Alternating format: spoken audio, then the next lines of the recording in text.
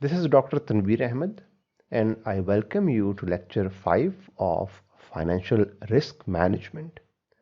In this lecture, we are going to cover the topic of interest rate risk. So let's move toward the contents. We are first going to discuss bonds because this interest rate risk is specifically related to bonds. So we want to give you an introductory idea of different types of bonds. So we all know what bond is. We are not going to discuss what it is. We are just going to discuss some of its types.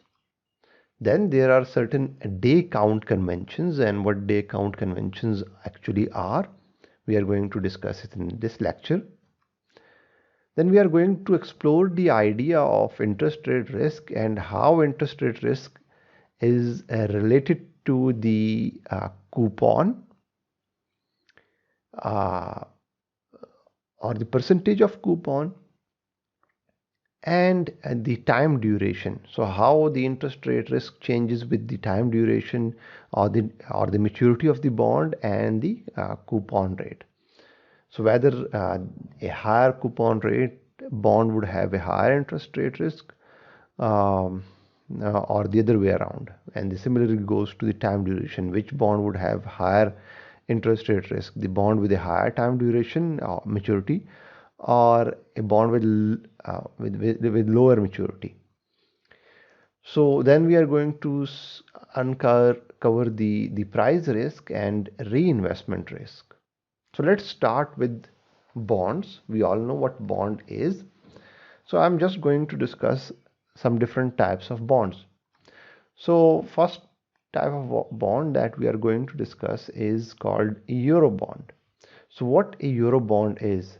It is a bond issued in a currency other than the currency of country or a market in which it is issued.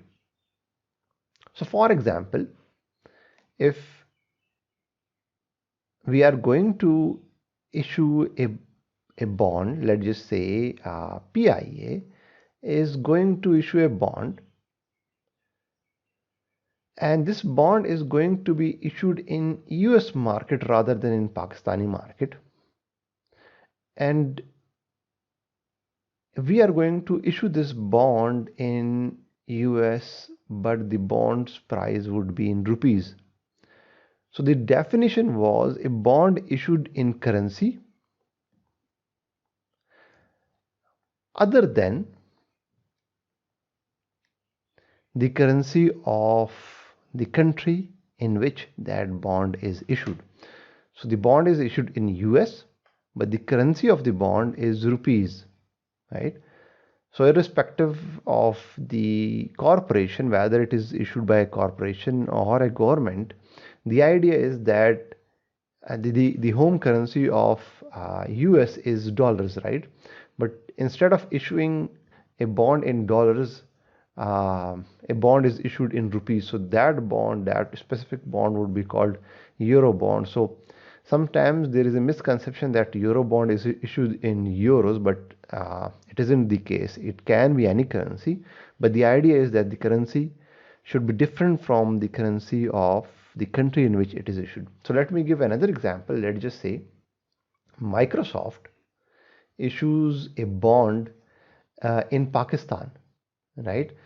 So the home currency of Pakistan is rupees, obviously, but Microsoft issues this bond in dollar denomination.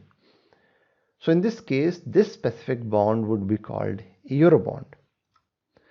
Then we have a foreign bond, and a foreign bond is a bond that is issued in a domestic market but by a foreign entity in the domestic market's currency. So for example, in these cases, a PIA issuing a bond in US, instead of issuing it in rupees, if let's just say they issue it in dollars, so this bond is issued in the currency of the home country or the country in which it is issued, So,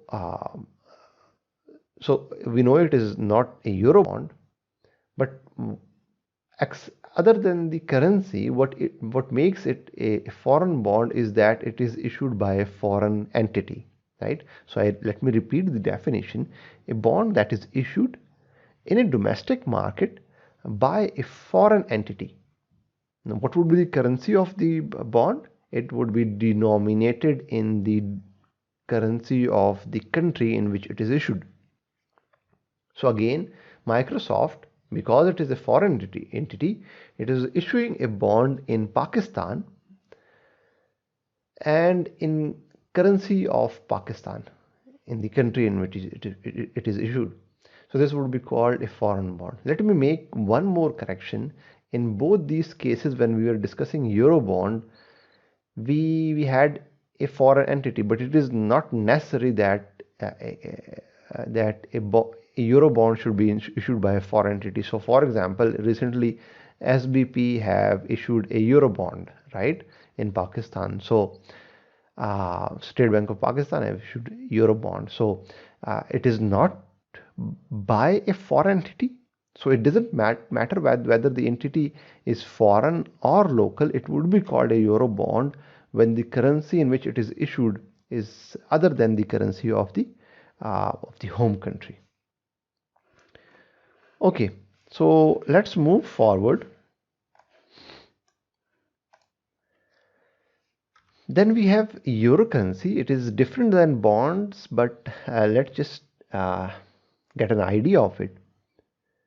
So any money deposited in a financial institution, let's just say it's a bank, uh, outside of the country whose currency is involved. So let's just say if Pakistani rupees is deposited in some bank in let's just say UK, and the deposit amount is in rupees, then that would be called a euro currency. Uh, so so uh, so in Pakistan we do have a dollars account, right? So let me repeat the definition: money deposited in a bank, or it can be any financial institution, but mostly it's bank, outside the country whose currency is involved. So in Pakistan we normally have dollar accounts. So dollar is not Pakistani currency, we all know that. But a dollar account, dollar being deposited in a Pakistani bank, would be called euro currency. Again, the term euro doesn't mean that euro as in currency is being deposited. Then we have another term which is called euro dollar, and it simply means a dollar deposited in foreign banks or foreign countries, right? So it is same as euro currency, but the difference is in euro currency it can be any currency. Euro dollar specifically talks about the dollar. Then we have treasury bond, and we all know it is also called T-bill. It is issued by central bank of a country. So in Pakistan it's issued by State Bank of Pakistan, and these are short-term bonds, right?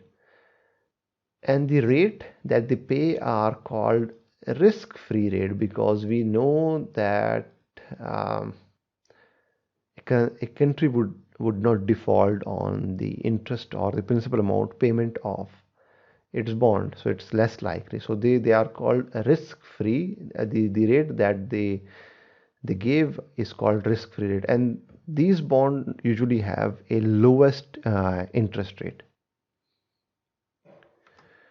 Then we have municipal bonds, and municipal bonds are the bonds that are issued by uh, any uh, any uh, institute uh, or governmental body. So, for example, in Pakistan, we had WAPDA bonds, right? So these WAPDA bonds were issued by a government entity. So these bonds are called municipal bonds. So let's just say some developmental institute, let's just say CDA, Capital Developmental Authority, which is in Islamabad. So they want to start a new housing project, and for that they need some financial intake. They need to issue bonds. So these bonds would be called municipal bonds. Then we have corporate bond, and we all know that corporate bonds are the bonds that are issued by corporations. So these bonds, the bond by PIA or Microsoft, are example of corporate bonds. Now one might say that PIA is a governmental entity, but here we do not necessarily mean a governmental entity. In this case it is a corporation, right? It is listed in Pakistan Stock Exchange, and it is listed under the Companies Act. Okay, then we have days count convention. What do we mean by days count convention? You would have probably gone through this issue when you are calculating, let's just say, interest, right? So when you calculate interest, you always have this confusion that whether we should consider 360 days, or we should have 365 days, or we should have 366 days while calculating the interest rate, if the interest is being calculated on daily basis. And to add to this confusion, there might be certain books in which you might see example being solved using 360 days convention or 366 days convention. So to solve this confusion, we have different day count conventions. One is called actual by actual, the other is 30 by 360, and the third one is actual by 360. These methods are used to determine the number of days between the coupon date. So for example, if a coupon is issued on 1st of January and the interest is due to be paid on, let's just say, 31st of January, then how many days are for how many days we should calculate the interest rate, and if it is a yearly or daily interest rate, then should be divided by 360 or 365 or 366. So for that we have different conventions, we have different methods, and these different methods are used uh, in different cases, right? So for treasury bond there would be a different method, for corporate bond it would be a different convention.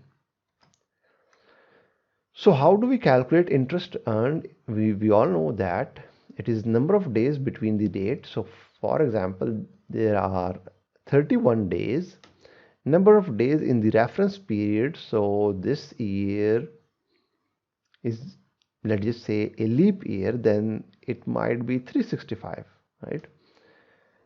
Multiplied by interest earned in the reference period.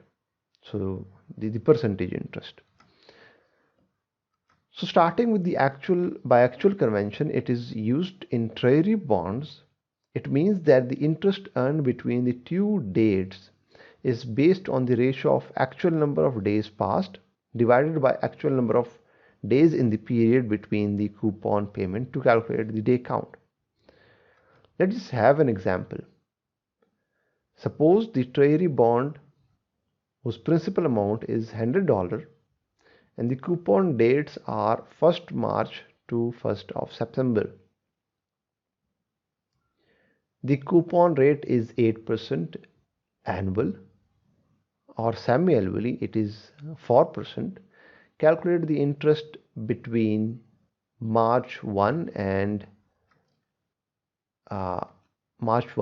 July 3 using actual convention. So how many number of days are there between March 1 and 1st of March, 1st of September? If you calculate, so we have March, April, May, June, July, August and September. So if you calculate, it would be 184 days. So for how many days should we calculate the interest? Should we consider each month as 30 days month, or should we apply any other formula? So in case of actual biactual, this it clearly states that we should calculate it on the basis of the ratio of actual days passed divided by actual number of days in that specific period. So the actual number of days passed are 184, right? And let's just say this is not a leap year, then the actual number of days in that year would be 366. So it would be actual by actual. Then we have 30 by 360. This is normally followed by corporations or municipal bond. It means that we assume a 30 days per month. So even if it is a January, we would, rather than calculating interest rate for 31 days, we would assume each month of a 30 days. So irrespective of which month it is, we would always assume that a month is of 30 days, even if it is a February. And 360 per year when calculating the day count. So that means 3 by 360 into number of into the interest rate. So if there were 3 months for which the interest is to be paid, then that would be 30 by 3, 30 into 3, 90 days divided by 360 days into the interest rate. So the simple idea is that instead of taking actual number of days, we consider we assume that each month is of 30 days. The last convention is called actual by 360, and for now you would have probably understood what this means. That is, in numerator we would take actual number of days, and in denominator we would take 360 number of days, irrespective of how many number of days are there in that specific year. And this is normally followed when there is a transaction between two banks. So it is called interbank convention. So it means that actual number of days passed divided by reference period is 360. For example, if interest is to be calculated from 1st of January till 31st of March, then the actual number of days between 1st of January and 31st of March, there are 31 days in January, then there are, let's just say it is not a leap year, then there are 29 days in Feb, and then we have 31 days in March. So that would be 91 days, right? Divided by 360 into interest rate. So this way we would calculate the interest amount.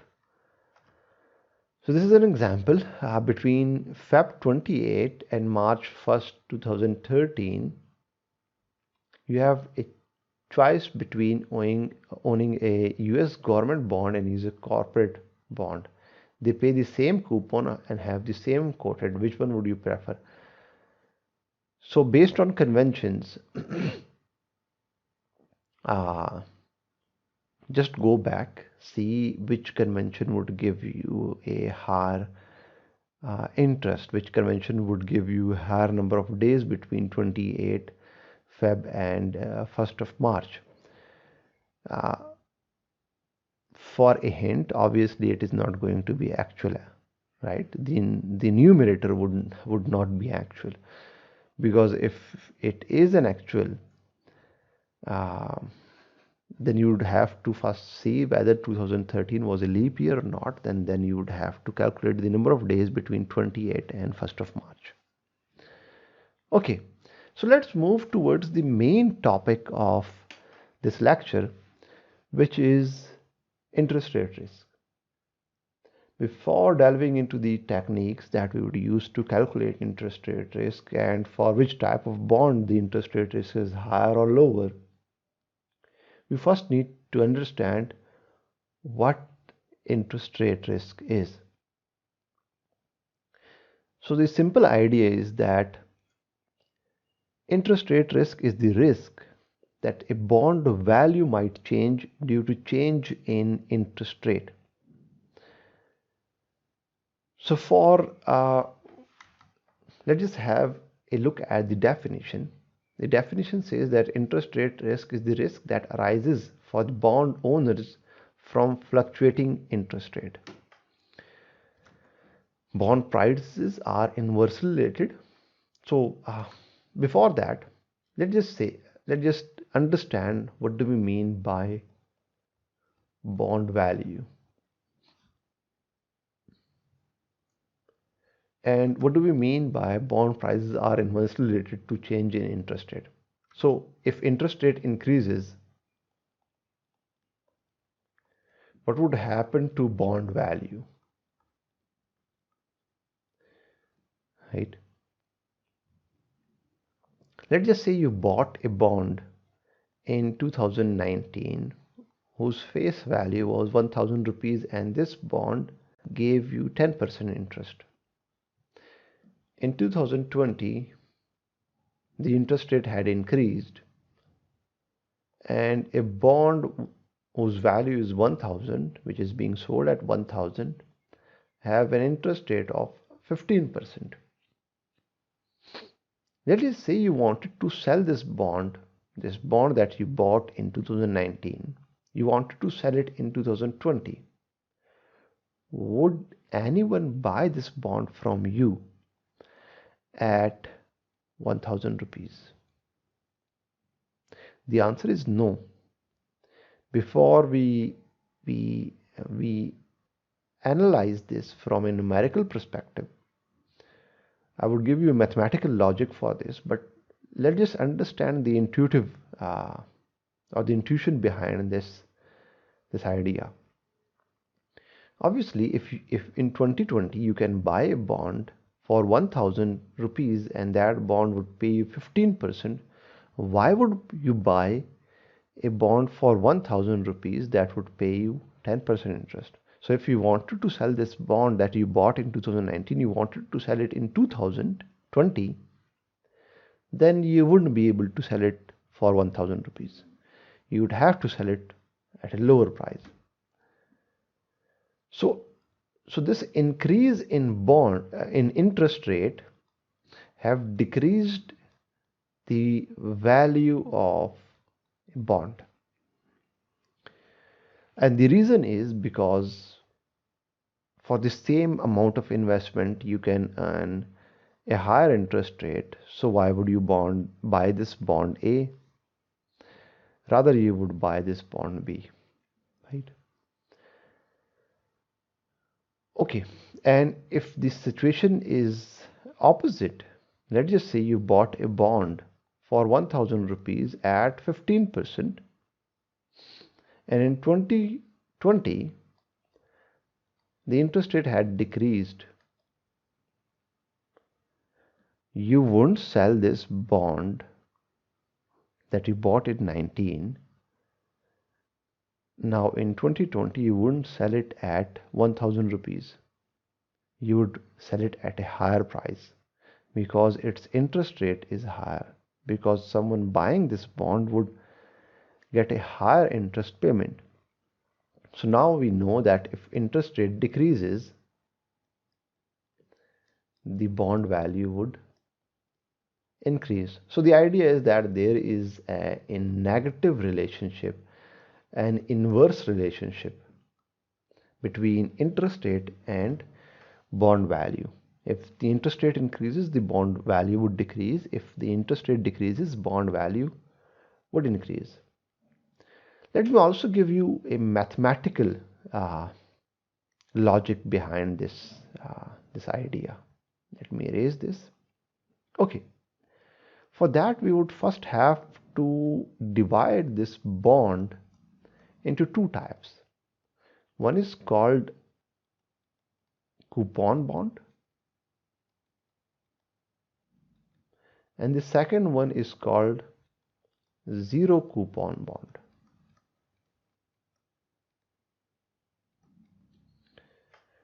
It's also called discount bond.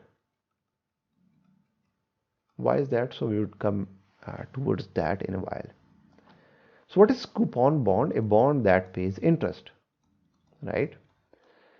In early days, when a corporation or government would issue a bond, what would they do? They would also issue some coupons, right? So there would be a book that would have different coupons, kind of a tickets. You would have probably seen these.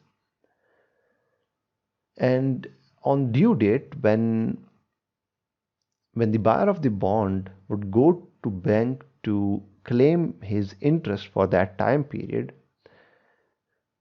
the bondholder would simply cut one coupon out of uh, that book or that book of coupon.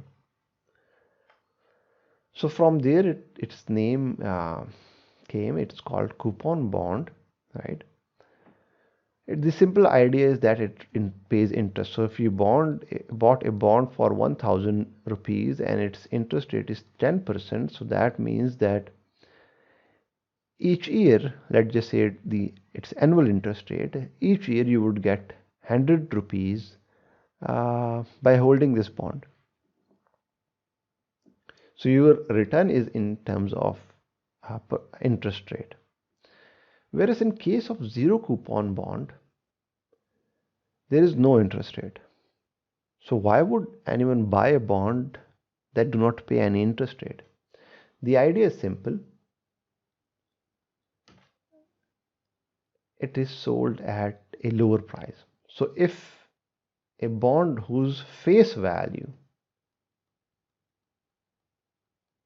is 1000, the value written on the bond, on the face of the bond, that's why it's called face value. Its face value is 1000, but the company would sell it for 800. Remember discount. What do we mean by discount? You buy things at a lower price, that's what called discount. So a bond whose face value is 1000, but the company sells it for 800. So how the bondholder earns? So let's just say on 1st of January 2020, this bondholder bought it at 800. At the time of maturity, when you reimburse this bond to the company wouldn't pay you 800, rather they would pay you 1000 rupees. So the difference between the price that you bought this bond on and the price at which you are reimbursing this bond to the company on the date of maturity is 200 rupees, and this 200 rupees is your kind of an interest or a return. So discount bond is sold at a lower price and it is redeemed at a higher price. Whereas in case of coupon bond, there is an interest rate. So let's take this simple idea, and the idea also applies on the coupon bond. The simple idea is, how do we find the value of the intrinsic value of the bond? By intrinsic we mean its true value. This isn't the true value. The face value is not true value. The true value is something that is calculated based on fundamentals. So let's just say you wanted to buy a car, right? And if you go back towards my lectures on financial management, you would find bond valuation, where I would explain this idea. So let's just say you wanted to buy a car, a second-hand car, and the owner of that car want to sell that car at 1 million. So this 1 million rupees is market price. It is the price that prevails in the market. But is it its true price? It might be or might not be.